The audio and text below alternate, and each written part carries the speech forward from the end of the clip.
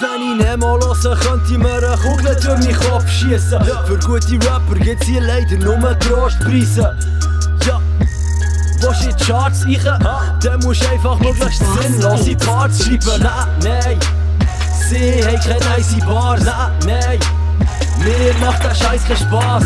Nein, auf euer Level lang ich mich nicht ab. RHX, Message, fick den Staat oder deine Mom. Ja, wir geben einen Fick auf Chartmucke und Rockstar-Gage. Wenn ich durch Town gehe, seh ich nur Clowns, der Wacky Rap und Standardphrasen. Rap, weil ich's kann und weil ich's nicht kann lassen. Du rappst auf Trap, weil ich's kannst, aber nur in Fantasie. Ja.